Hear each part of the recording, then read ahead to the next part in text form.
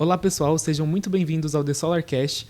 E no primeiro episódio vamos falar um pouco sobre como a The Solar funciona, todos os nossos parceiros, todos os nossos projetos e tudo mais. E para me ajudar nessa mesa, estou aqui com Fernando Domingos e Vinícius Golart para ajudar a gente com essa conversa. Então, Fernando, podem se introduzirem aí, Fernando e Vinícius. Quer começar? Vamos lá. Primeiramente, sejam bem-vindos ao nosso primeiro episódio aqui do nosso podcast e vamos explicar aí para vocês qual é o intuito da The Solar no Brasil. Eu sou o Vinícius Goulart, sou gerente técnico de vendas aqui na The Solar.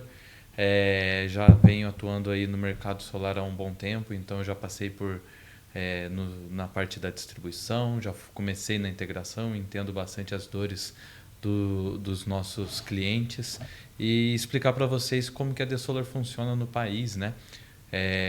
O nosso foco em fornecer soluções e produtos de alta eficiência.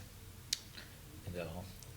Bom, tudo bem, pessoal? Fernando aqui, Country Manager da The Solar no Brasil. Primeiro, queria agradecer a oportunidade porque nós temos planos ambiciosos, né, aqui no Brasil, e um deles é ter esse podcast numa periodicidade mais ou menos assim de 2 meses, a cada 2 meses, 1 mês. Vamos ver como é que vai andando as coisas. Se tudo der certo até mais, né? Nossa, tomara, né? Tomara. E nós queremos primeiramente explicar, né, para os nossos ouvintes que o Brasil é um mercado estratégico para nós, né? E a The Solar ela vem criando raízes aqui desde junho do ano passado. Nosso time é mais algumas pessoas que não puderam estar participando desse podcast. Bom, basicamente a The Solar ela é uma empresa de origem australiana, fundada em 2012. Ela muito epicista lá, né? O core business dela é EPC. E com seu crescimento lá, né, tanto em premiações quanto em projetos instalados, em 2024 ela decidiu expandir seus negócios. Nesse momento ela olhou para o mercado brasileiro com muito carinho, também para o sul da África. Dispensa explicações, né? São os 2 mercados com maior potencial energético do mundo. E por isso que nós conseguimos entrar no Brasil através da Spring. A Spring é um rosto famoso na distribuição aqui no Brasil. Mais de 5 anos de experiência, né, na área de distribuição. A Spring fez o convite, eu acabei aceitando. Para quem não me conhece, eu sou o Fernando, eu estou na área de solar desde 2013. Eu comecei minha carreira numa empresa que eu brinco que foi minha universidade, né? Foi onde eu comecei como técnico, depois finalizei minha graduação e lá era uma empresa de inversor, né? Trabalhei com P&D, trabalhei no banco de provas, depois fui para comissionamento. Era uma mescla, né? Era eólica e solar, e era tudo muito novo no Brasil. E depois, com o tempo, eu acabei aceitando um convite de uma outra empresa, que a gente teve um primeiro contato, né? Foi. Nós entramos no mesmo dia. No mesmo dia? E no dia da mentira, dia 1º de abril. Não foi escolhido por nós, né? Quando a gente conta, o pessoal acha que é brincadeira, mas foi aí que a gente começou a ter um contato, ser amigo e depois companheiro de time, né? Também. Boa, verdade. E essa empresa na minha opinião, essa empresa ela é a empresa que eu trabalhei com mais pessoas incríveis ao mesmo tempo, assim. Fizemos amigos, fizemos companheiros de trabalho e desenvolvemos um bom relacionamento lá, né? Um time muito forte. Tanto que eu casei e o pessoal brincou que no meu casamento era o Intersolar Paulínia, né? Só tinha gente do solar. Depois, né, eu acabei trabalhando numa comercializadora bem grande. O foco deles eram usinas GC mesmo, espalhadas pela Latinoamérica, né? E daí foi onde eu recebi o convite da Spring. Foi uma grande honra, porque eu acredito nesse projeto, né? Eu acho que o que a The Solar está fazendo no Brasil não tem outra empresa que faz. E trazer essa possibilidade, né, de novos negócios, de novos produtos, de tendências, principalmente para os distribuidores, EPCistas, investidores, né? É algo que me clareia muito assim, os olhos, né? É uma pequena introdução, depois a gente aborda um pouquinho mais, mas é só Só isso, por enquanto. Mas aproveitando que você comentou que a DeSolar é uma empresa que trabalha de um jeito muito original aqui no Brasil, como que a gente trabalha? Pô, legal. Não sei se o pessoal já ouviu falar de sourcing, né? O sourcing, ele é uma função bem estratégica dentro de uma empresa, onde ele busca novos produtos, novas soluções, né? Através de tendências de mercado e tudo isso. E hoje aqui no Brasil nós temos um sourcing, né? Que é trabalho realizado por mim, e o Vinícius dá muito apoio nisso também. E nós temos outro sourcing na China. Esse já é um sourcing diferente. Ele já vai atuando dentro das fábricas que procuram fazer parceria com a gente, né? E ele não procura as coisas somente relacionadas a produto, né? Porque quando a gente fala da cadeia do solar, não são muitos produtos diferentes que a gente pode ter, mas o foco dele principalmente é buscar soluções. Então, soluções eficientes, né? Sempre aumentando a eficiência e buscando produtos que vão performar melhor para a nossa região. No caso aqui no Brasil, né? Que nós somos muito beneficiados por estar numa região igual essa, só que às vezes nós sofremos ainda um pouco com questões de produtos que não performam muito bem, igual performam na América do Norte ou até mesmo na Europa, por conta da tropicalização do produto. Então a função dele é achar produtos eficientes em empresas que possuem uma bancabilidade que seja capaz de operar, tem uma saúde financeira saudável para operar no Brasil. É isso, a gente tem um crivo, né? Vamos brincar assim, é um checklist, né? A decisão vem de cima, né? Vem da nossa CEO, o Spring, juntamente com o sócio dela, o Eric, que é esse sourcing. Nós damos os inputs, né? E daí depois eles vão nas fábricas, conhecem as fábricas, visualizam toda a parte de gestão estratégica de negócios, né? Porque nós recebemos diversos convites de alguns fabricantes, mas precisa passar por esse crivo, né? Porque a DeSolar, ela quer e tem a opção hoje de escolher com quem ela vai trabalhar. Então, um exemplo, né, que eu acho que talvez a gente vai entrar no detalhe, a Advanso. A Advanso, ela é uma empresa que trabalha com MLP. Desde o ano passado, a gente estava estudando essa questão regulamentatória mesmo, né, que iria entrar a regulamentação nesse ano e que ia ser mandatório o Rapid Shutdown.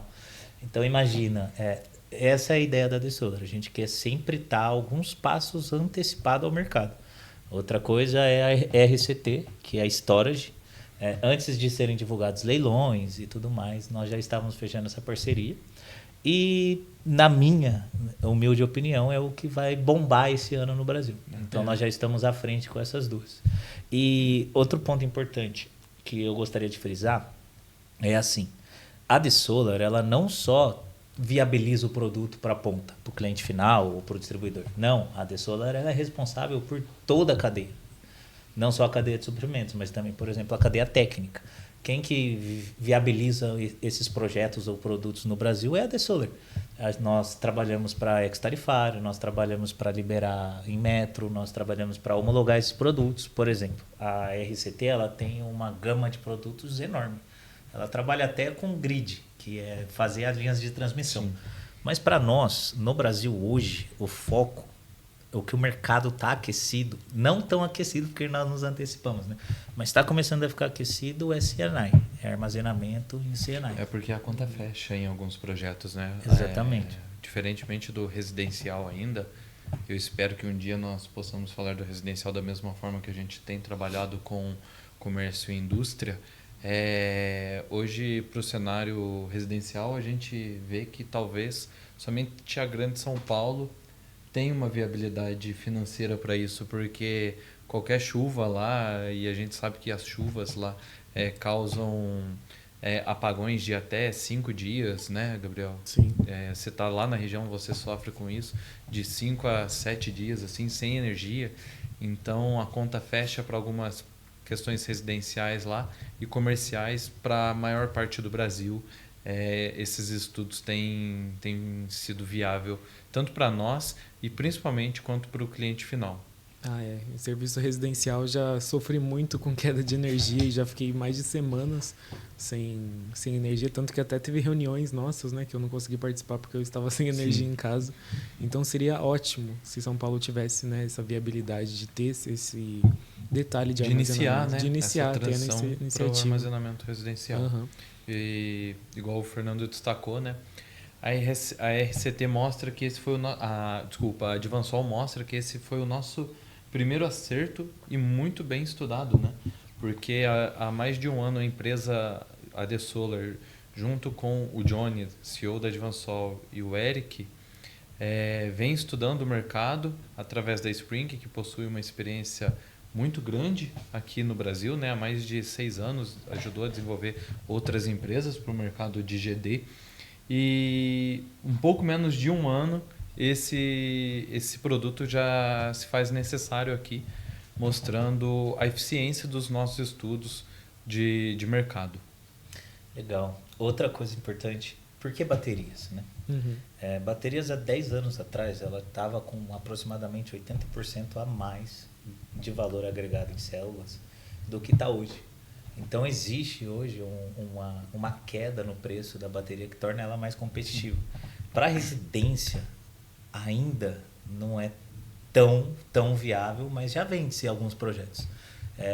Da mesma forma que o solar, em alguns anos atrás, era mais para pessoal, clientes classe A, né? Você só via pessoas muito ricas, né, instalando solar.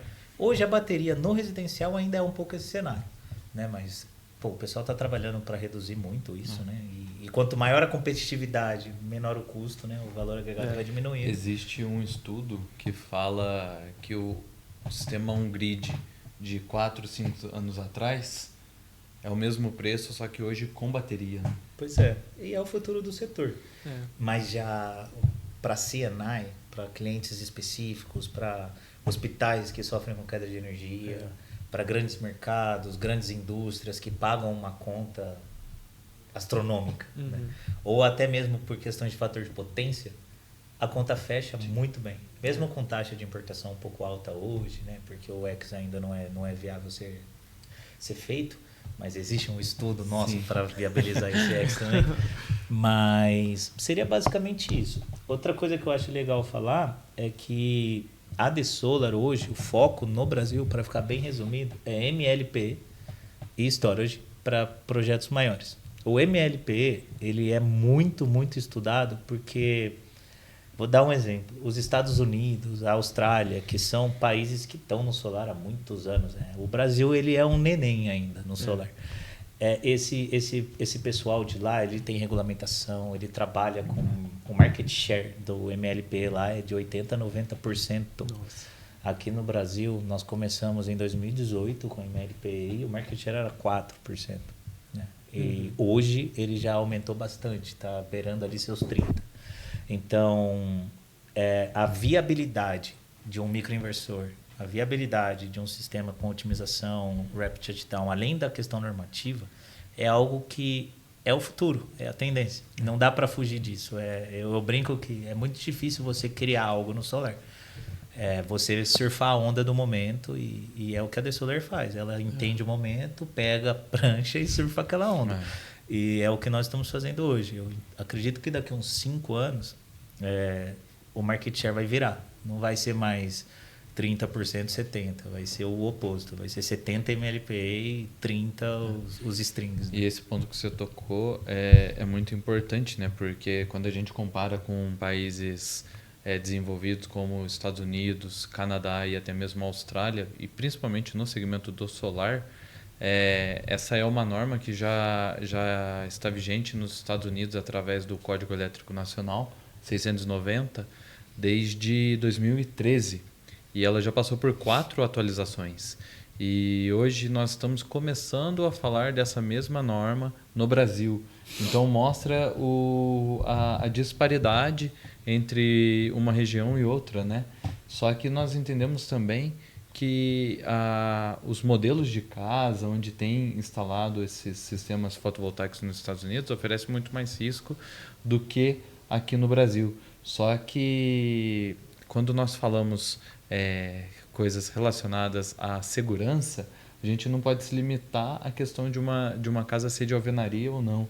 Existem pessoas que são leigas, que não sabem lidar com um choque elétrico, imagina com um arco fotovoltaico em corrente CC. Então, nós precisamos de produtos que trazem segurança e de forma eficiente para o nosso país. Assim, a gente passa a aumentar a confiabilidade do mercado e também a desenvolver cada vez mais produtos eficientes para nós. Sim, algo que eu gosto muito da DeSolar é que ela entende a fraqueza do mercado e ela está um passo à frente para resolver esse problema, né? E apesar do Brasil ser um neném, né, no mercado solar ainda, houve uma democratização muito grande de um tempo para cá, não é? Principalmente nessa parte de sistemas MLPE, como que funciona exatamente? O que significa o MLPE Legal. na sua essência? O MLPE ele é um sistema que trabalha e atua a nível de módulo. O módulo é o painel solar em si. Por exemplo, hoje um sistema residencial padrão, né, um dos que mais vendem ali, de 4, 7K. K é a potência dele. Sim. Ele teria uma visibilidade desse sistema a nível da string desses módulos. Poderia ser 2, 3, 4 módulos para cada string, que é a entrada do inversor. E o inversor ele tem a capacidade de gerenciar esse string. Então, o que o MLP faz? O MLP ele se aprofunda, ele vai no detalhe, ele vai lá a nível de módulo. Isso eu estou falando mais na questão de eficiência e na questão de monitoramento. Mas a gente, quando entrar na segurança, aí o bicho pega. Na eficiência, no monitoramento hoje, se a gente tem um problema em um módulo que está numa string, para você chegar nesse detalhe é um pouco desafiador, principalmente para o nosso parceiro integrador. Porque o integrador ele vende o projeto, ele vende a energia, a conta tem que fechar.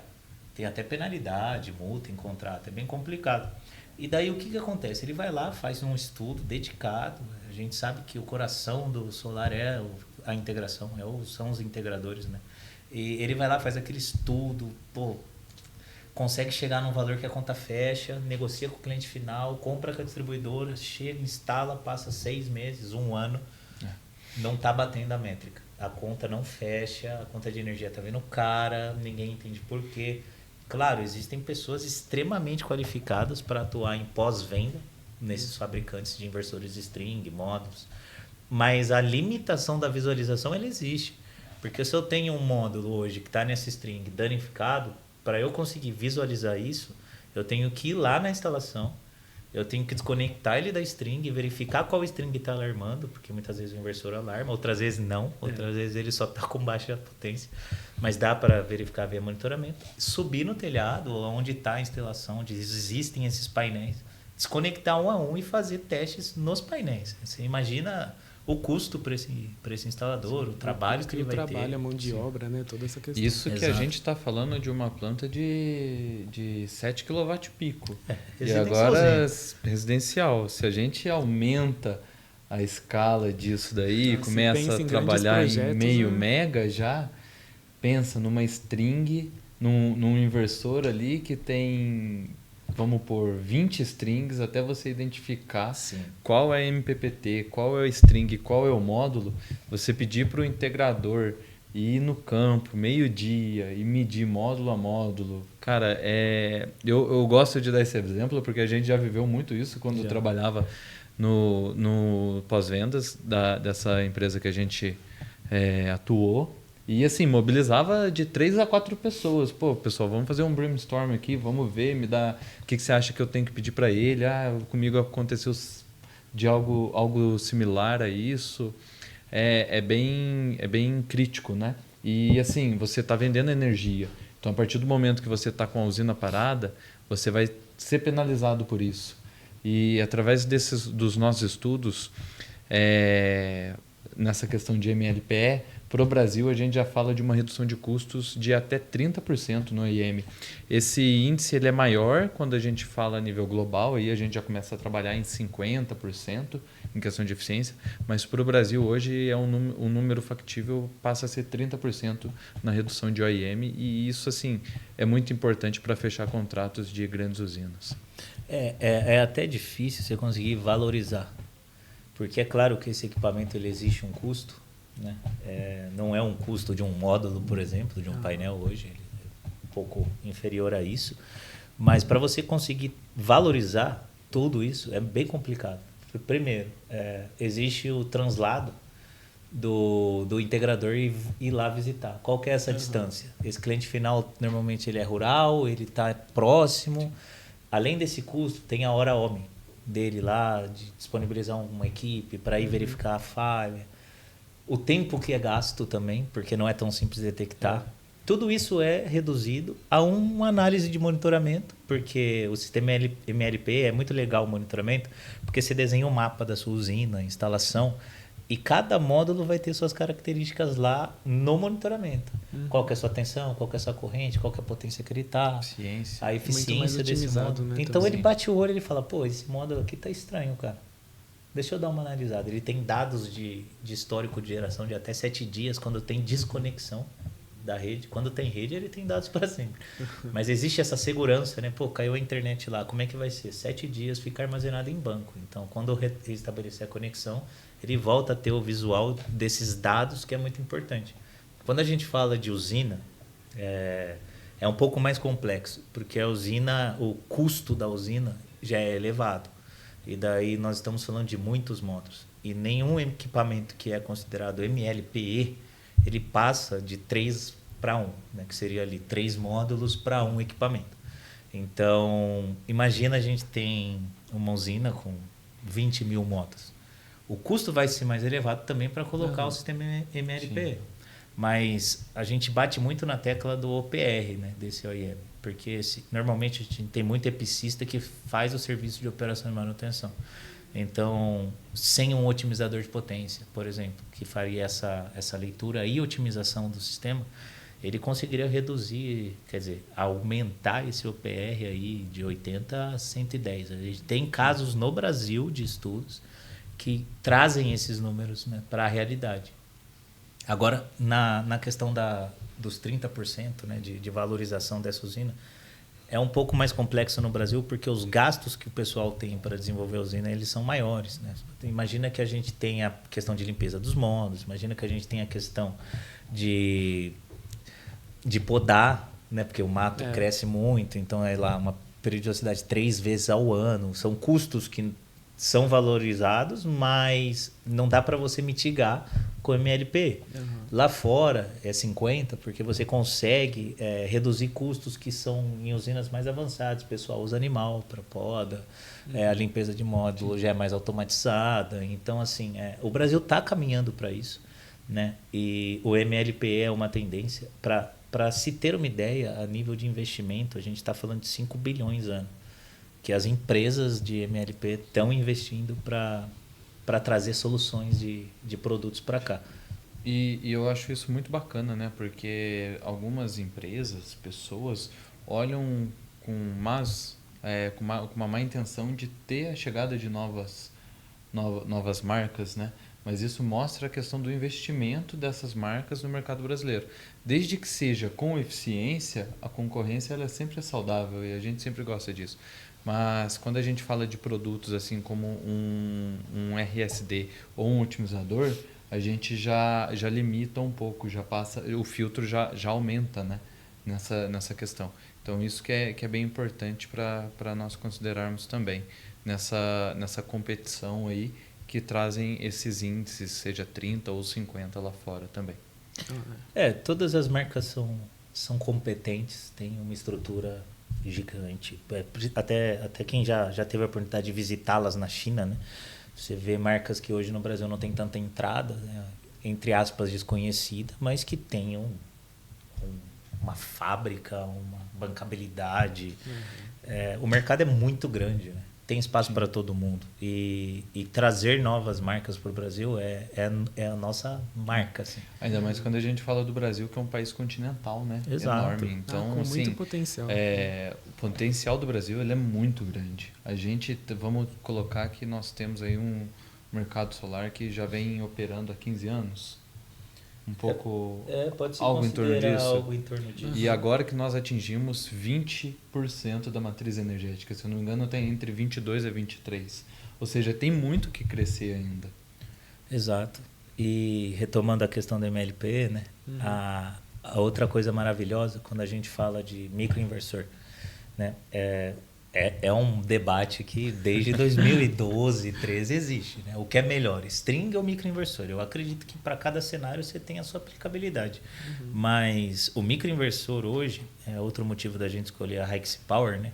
Além da grande robustez que a Dahua, que é o braço, a mente da Hixie Power lá na China, que é um grupo que tem mais de 90% ali do market share de sistemas IoT, e a China basicamente inteira é cheia de câmeras, sistemas IoT, lugar muito seguro, né? A Hixie, por exemplo, a escolha para a Hixie no MLP, para nós, foi muito importante, porque o mercado ele tem um certo receio quando se fala de microinversor por questão de geração.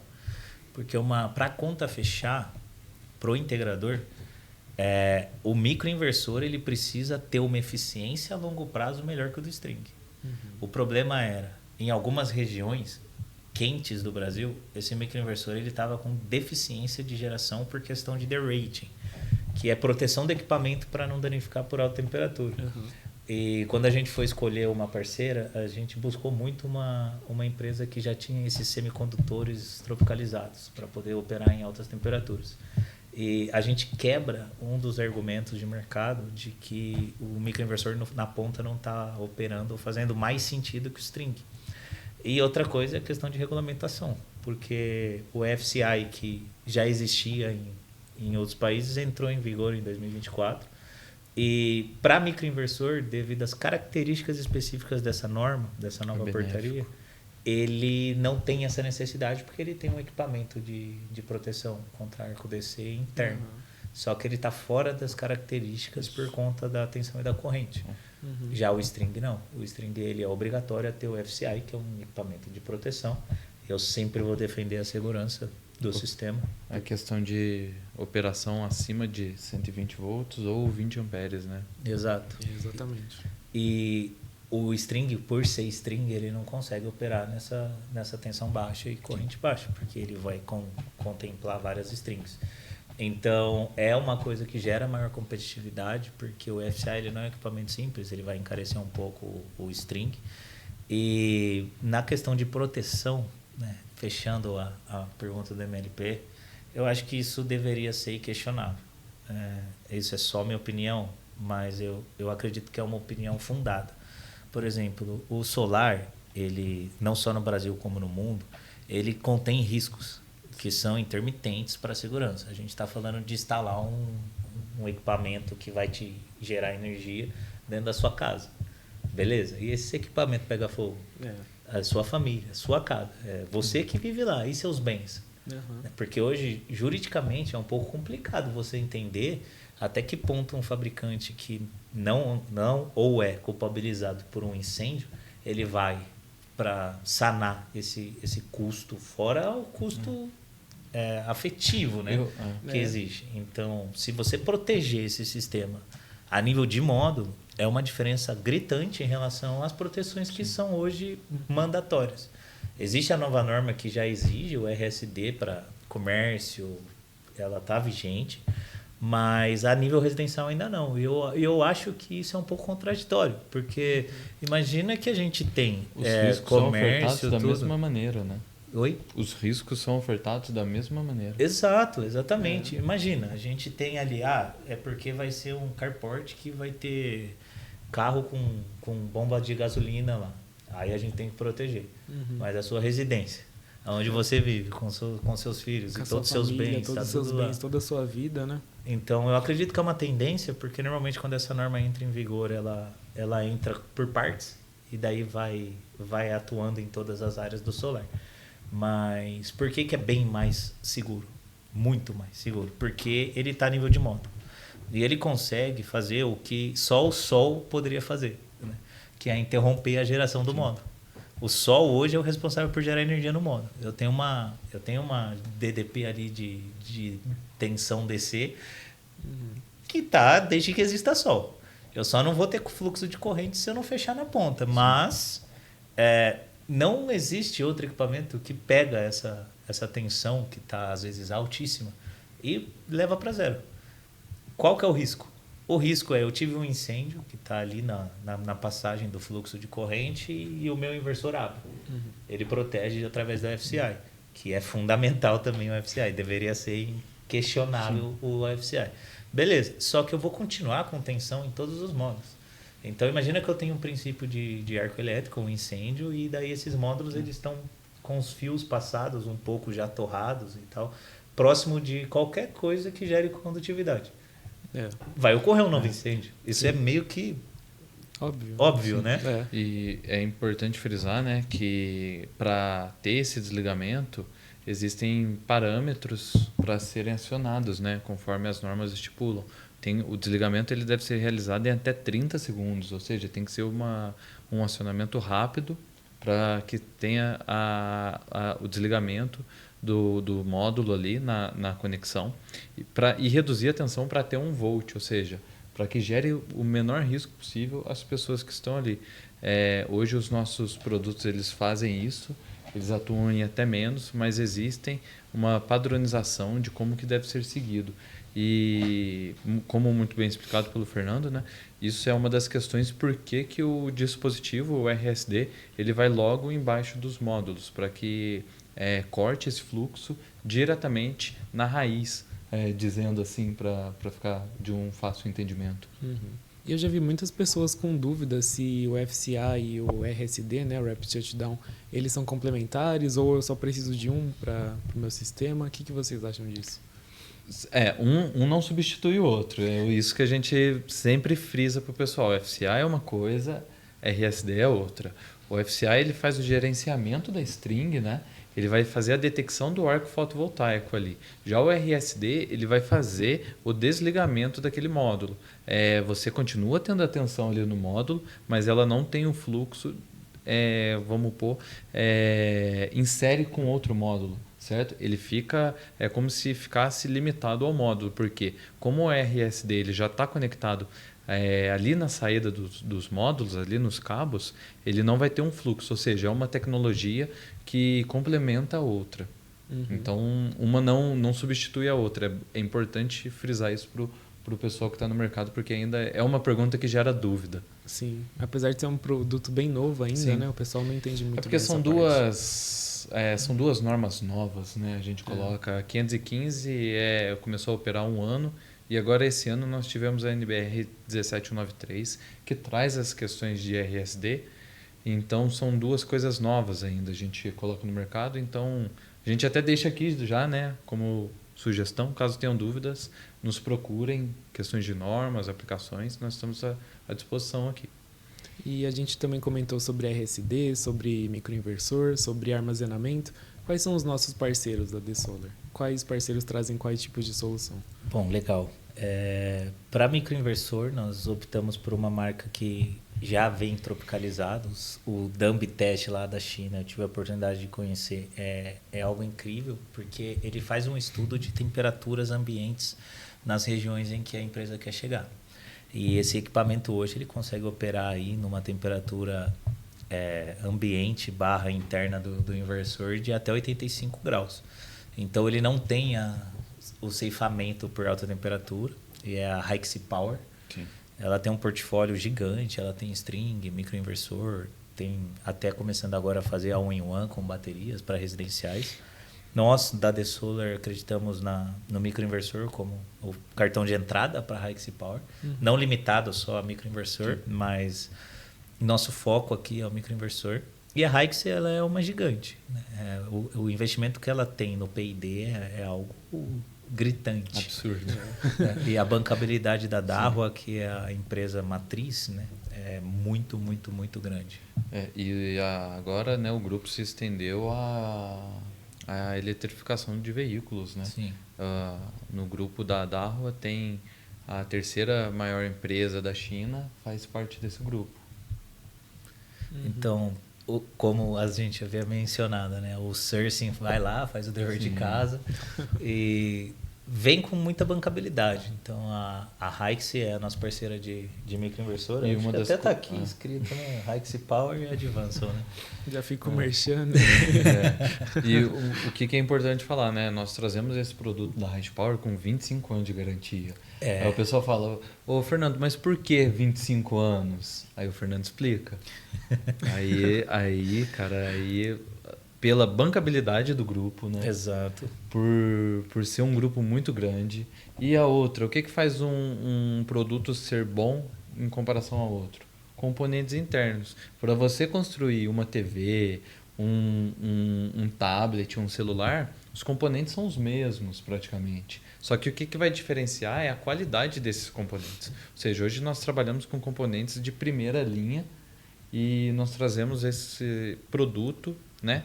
Esse produto montado, fabricado, com um preço totalmente acessível. Ou seja, você tem a condição de ter um produto em alta performance, tropicalizado para o Brasil. Acho que a questão da temperatura ela é primordial, porque no Brasil hoje a gente vive um ano quente com alguns dias frios. No meu ponto de vista, né? Porque grande parte do hoje em dia, sim. ano após ano batendo recordes de temperaturas. Então, isso vai impactar nas performances dos dispositivos eletrônicos. Então, o produto da Hash Power tem essa vantagem.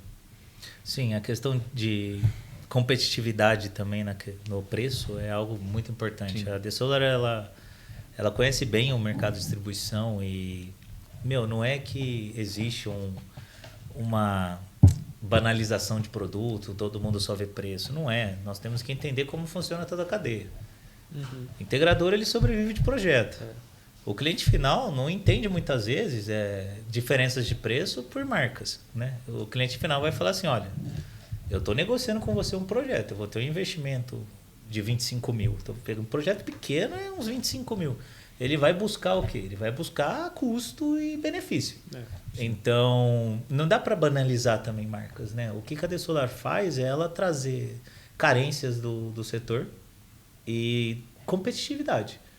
Não temos o melhor preço, porque é impossível você fazer um produto como o da Hixie Power de alta performance num preço muito inferior, mas nós estamos brigando para estar num custo que qualquer outra marca consegue estar ou acima, se for igual tecnicamente, ou um pouco inferior até. Agora, se for inferior, o preço vai ser menor. O que a gente fala, né? A gente não está revolucionando o mercado, né? Com os nossos produtos, nós só trazemos de uma forma acessível um produto que você pode ter uma alta eficiência. Quem que não quer ter um bom carro por um preço justo, né? Exato. Todo mundo no Brasil e no mundo quer sair ganhando. Ninguém vai comprar algo no Brasil um pouco mais, né? No Brasil, ninguém vai comprar algo se faz uma breve pesquisa e vê que tem um preço mais competitivo. Ninguém fecha assim. E todo mundo hoje tem acesso à informação. Sim. Então, assim, a pessoa vai fazer um investimento num projeto. O integrador tem que vender isso. E ele vende muito bem. Olha, eu tenho esse produto e esse produto. Esse produto aqui, ele é um pouco mais premium. Essa diferença de custo pode fazer sentido para o cliente ou não, mas daí é perfil de cliente. Então, assim, por isso que eu brinco. Tem mercado para todo mundo no Brasil. Ninguém precisa botar uma faca na boca igual o Rambo e sair se matando. Não tem necessidade. Você não precisa ficar fiel a somente uma marca e falar, não, eu só vendo essa por conta de preço. Não, eu só vendo essa porque ela tem uma performance maior. Eu posso usar um intermediário, eu posso usar uma ou duas, atender 2 tipos de públicos, né? A gente sabe que tem uma diversificação muito grande quando a gente fala no Brasil, né? Questão de produto. Exato. E daí, já puxando o gancho para a Advanced, antes de falar uma das coisas mais importantes nossas, que é o que a gente estava comentando sobre preço, como que é feito, né? A Advanced hoje ela é uma empresa chinesa, ela trabalha exclusivamente com sistemas MLP, né? É o core business dela mesmo. E ela tem muita força no mercado chinês. Hoje na Filipinas ela também é o número 1 de vendas. Se eu não me engano, o Sul da África já tem projeto. Ela já tem projeto em bastante lugar. E a bancabilidade dela dentro da China, a fábrica dela, ela produz equipamentos eletrônicos para a Apple. Todos os produtos da Apple. Ela é uma das maiores fornecedoras da Apple. Claro que tem algumas outras também, que a Apple compra, né? Mas ela, para se ter uma ideia, para você trabalhar para a Apple hoje, o índice de critério de exigências, tanto de qualidade de produto quanto bancabilidade da empresa, é altíssimo, né? Então, a Advanso ela já vem para o Brasil com uma boa margem aí de confiabilidade, né? Com um nome muito grande, né? Nome muito grande. E trazendo outro produto, né, que nós fizemos o lançamento recentemente, que é a RCT, é uma empresa que já vem liderando com seus produtos na questão de eficiência há mais de 8 anos, tem o certificado de ter a bateria e o inversor mais eficiente do mercado europeu há mais de 8 anos. Isso é muito importante, porque quando a gente fala de baterias, a gente está começando nesse mercado, né? Eu falo, estamos o Brasil, sim, sim. Em vista de outros, e ela já é uma empresa que tem 80% do market share na Europa. São 5 fábricas espalhadas pelo mundo, fábrica no México, fábrica na Malásia, na Europa e na China. Expandiu o mercado agora para o Brasil. Já temos alguns projetos encaminhados, fazendo toda a engenharia de aplicação, toda a engenharia financeira, junto com o pessoal da Alemanha, junto com o pessoal da China. Então, a conta está fechando com a RCT. E assim, é um produto incrível, pessoal. É um produto que o mercado, até pouco tempo atrás, ele carecia de produtos nessa faixa de operação. Vamos pegar aí no comercial, industrial. Sempre teve muitos produtos aí relacionados a residencial, relacionados a larga escala, vamos pôr aí 4, 5 megas, mas sempre teve uma carência, né, na questão de comercial. Então, hoje nossos produtos eles vão desde 200 kWh de capacidade até 900 kWh, podendo trabalhar off-grid, on-grid e podendo ser,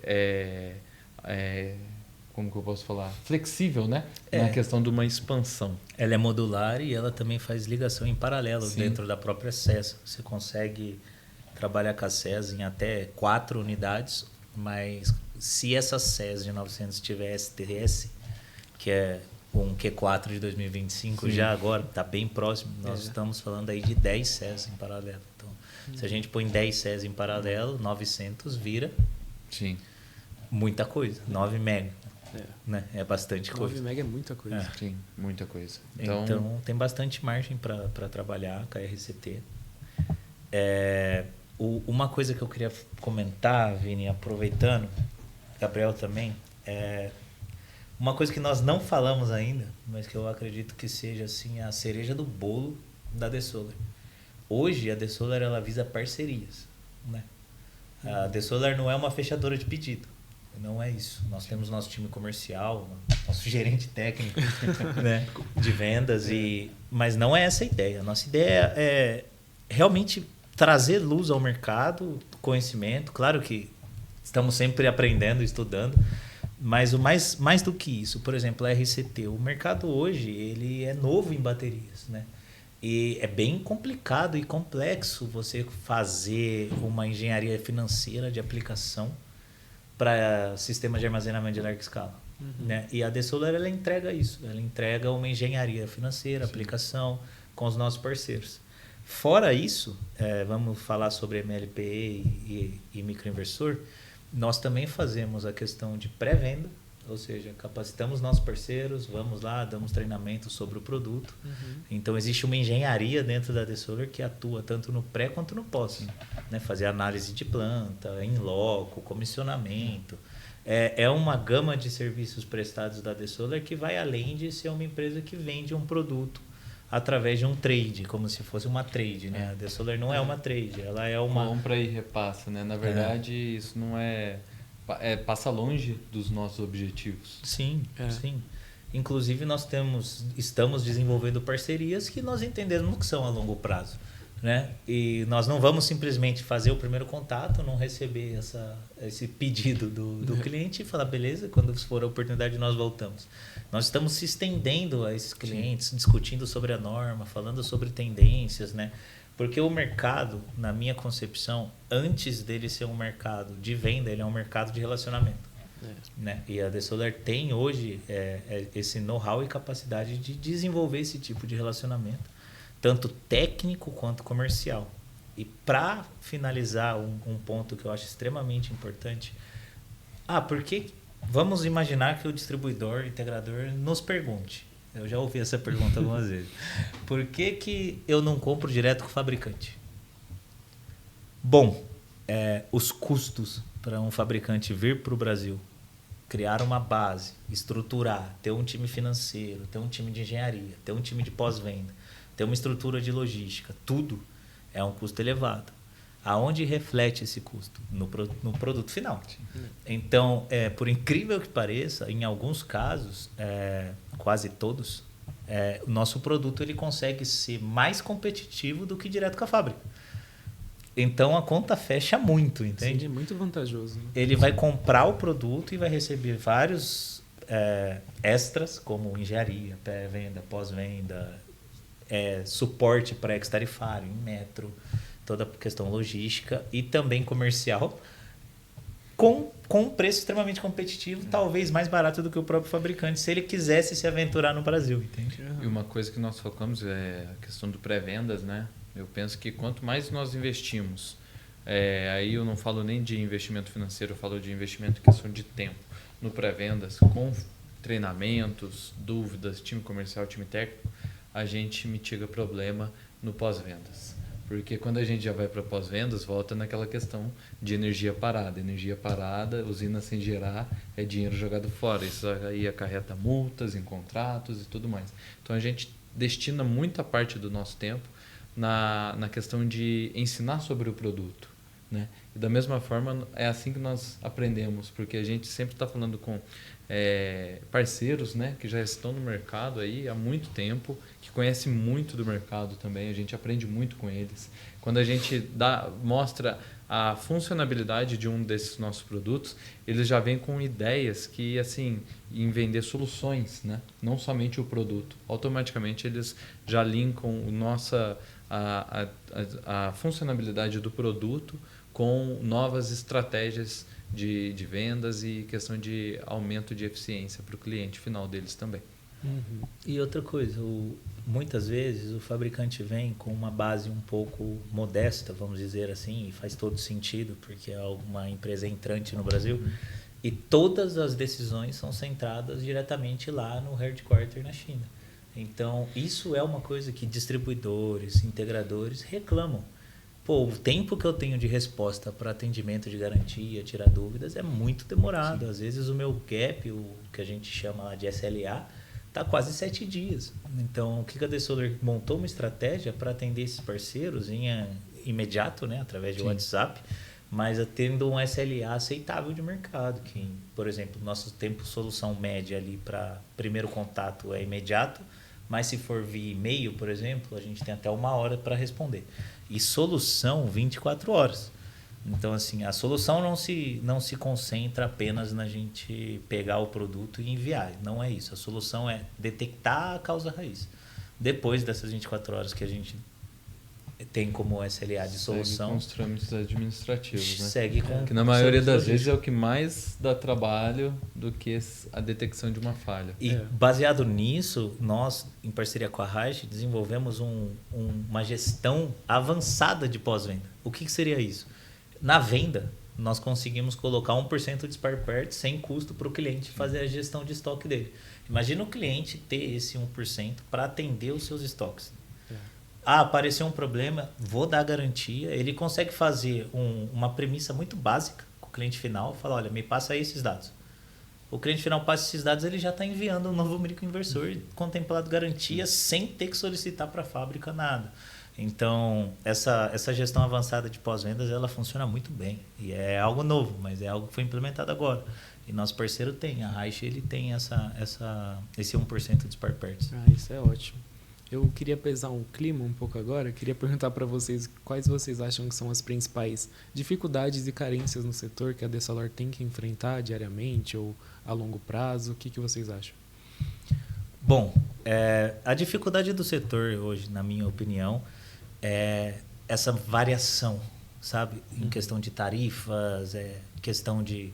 Até mesmo da regulamentação, né? Parece que nós estamos defendendo a questão de segurança, mas eu gosto sempre de ser honesto. Quando subiu essa norma, ela subiu de uma maneira um pouco controversa. Porque você não pode colocar uma norma em vigor do nada e depois ir estudando essa norma, porque existem muitas pessoas sérias que estão trabalhando há muitos anos no Brasil e elas dependem desse serviço, né? Desse tipo de instalações. E quando você coloca algo novo sem especificações, isso gera um boom no mercado.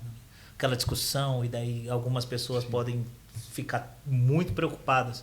Ir lá e encher o estoque dela de um novo produto, que daí essa norma cai no outro mês e daí você fica com o estoque cheio. Ou a revisão dessa norma, ela já passa a não ser, o produto já passa a não atender e acaba que o distribuidor, o cliente, ele já está com uma quantidade vindo, já está no mar e fala, porra, devolve. Né? É complicado isso. Então essa instabilidade, tanto em questão de normativa, tanto em questão de tarifa, porque um dia você dorme, no outro você acorda e o módulo está 25% mais caro. E módulo é mais de 70% do projeto como um todo.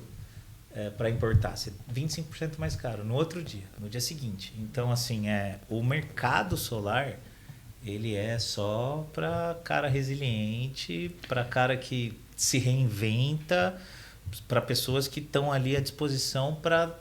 Hoje eu penso A e junto com o mercado eu tenho que pensar B. Então, assim, É trocar pneu com o carro andando. Não é para amador esse mercado. O maior desafio nosso é surfar essa onda e ser resiliente, e estudar, e entender como funciona para atender todos os nossos parceiros. E ajudar no respaldo deles, igual falou, né? Porque, assim, quando eles receberam a notícia dessa norma, foi o celular tocando dia e noite, de forma incessante, fala, poxa, me ajuda com essa dúvida aqui, vamos procurar na norma, tá difícil, vamos fazer contato.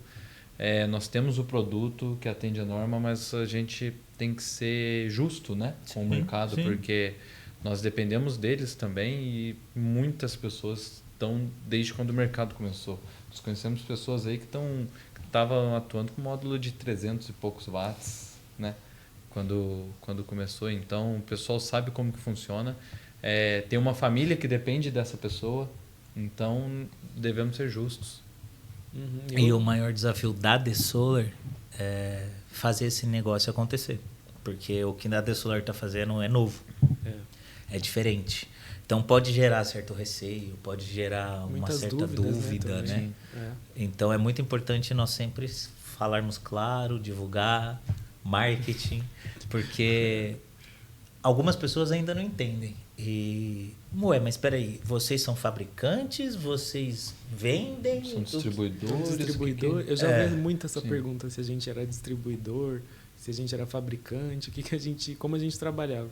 E o maior desafio da DeSolar, pelo menos nesse começo, né, é estabilizar essas dúvidas, clarificar e se mostrar no mercado. Porque o que nós estamos fazendo é grandioso, eu não tenho dúvida disso, mas como o mercado é muito dinâmico, nós temos que nos adaptar, divulgar bem qual que é o nosso know-how, nosso core business mesmo e colocar à disposição. Eu me coloco à disposição, o Vini, Gabriel, também, claro. Estamos todos à disposição para qualquer pessoa que entrar em contato com a gente atender da melhor forma, tanto no pré, quanto no pós, quanto distribuidores parceiros, investidores. Né? Achar a solução, de fato, para o que a pessoa precisa, né? Exato. A gente tem feito muito esse trabalho na questão de engenharia de aplicação financeira para sistemas, estudado viabilidade. Vocês trabalham com bateria, vocês vão tirar o meu gerador a diesel aqui, a gente já escutou isso, né? Pô, você não fecha a conta, Você né? quer deixar o povo da agro doido? Não é isso. Fala que vai mexer no gerador deles. Não é isso, pelo contrário. O gerador ele é um aliado, né, do sistema de baterias. Hoje a gente consegue fazer uma microrrede ou utilizar o gerador a diesel como um backup, mas ele demora para entrar nesse backup. A bateria vai suprir isso, então você tem uma transição de bateria para gerador a diesel. Esse é um dos exemplos aí que a gente tem buscado solução. Então, nós estamos trabalhando de uma forma justa, com produtos, preços e soluções justas, né? Porque se a gente vem aqui e falava, não, troca todo o seu sistema string por MLPE, troca seus geradores a diesel e coloca só baterias. E a gente está vendendo uma coisa que são sonhos, né? Que não existe, não é viável para o mercado hoje. Uhum. Interessante o que você falou, porque é outra coisa assim que acontece muito. Existe muito já instalado sistemas residenciais, comerciais que utilizaram string. E não precisa ser feita uma substituição, porque o MLP ele tem comunicação com os inversores strings. A Advansol ela tem aí mais de 17 inversores string já testados na China, que não dá incompatibilidade, não dá falso positivo no FCI. E isso é muito bom, é uma aplicação interessante, porque aquela carência de você ter um string que você não consegue ir no detalhe, se você instala um otimizador ou se você instala um Rapid Shutdown, você vai no detalhe. Então, até para projetos que já estão instalados há muito tempo e tudo mais, é viável o MLP. Então, é inimaginável a quantidade de soluções que a Desolar consegue entregar para o seu cliente. Sim. É basicamente isso hoje. Em todos os setores, né? Em todos os setores. E como que faz para ser parceiro da Desolar? Bom, hoje a gente lida aí com grandes empresas já muito bem desenvolvidas. Algumas não tão grandes, outras não tão pequenas. Não existe um mínimo para trabalhar com a gente gosta de falar isso, a gente gosta de atender. Temos parceiros aí na distribuição, temos parceiros que são investidores em usinas e parceiros que são EPCistas, né? Então a gente sempre fornece soluções para esse tipo de pessoa. Clientes, integradores que atuam ali, nós orientamos, falamos, olha, temos esse distribuidor que é nosso parceiro, vamos fazer um trabalho junto com eles para facilitar trazer os produtos, ou é um investidor que está buscando um sistema de baterias para aplicar. Nós temos quem precisa desse sistema de baterias e ele quer investir em um sistema desse. Nós colocamos todos na mesma mesa para entender como que cada um como que as responsabilidades podem ser divididas. Então, entre em contato conosco, com o nosso time comercial, com o nosso time técnico, que nós estamos aí para entender qual a sua necessidade e achar a solução eficiente para vocês.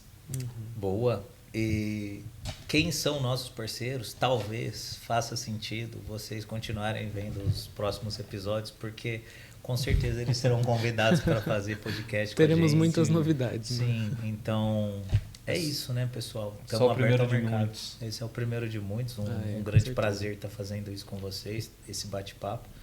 E é isso. Bom, queria agradecer. Muito obrigado, Vinícius. Muito obrigado, Fernando, por participar desse primeiro episódio, né? Mais de introdução. Queria agradecer também todo mundo que assistiu aqui, principalmente até o final. Lembrando que a Desolar, ela vai estar presente semana que vem, na verdade, nos dias 23 e 24 de abril. Estaremos presentes em Fortaleza, no Expo Solar Summit, né? O nome do evento. Estaremos lá no stand C31, das 10 até as 7 da noite. Obrigado, pessoal. Até uma próxima. Obrigado, pessoal. Nos visitem no evento na semana que vem e conte conosco. E não esqueçam de seguir a Desolar tanto aqui no YouTube, no Instagram e também no LinkedIn.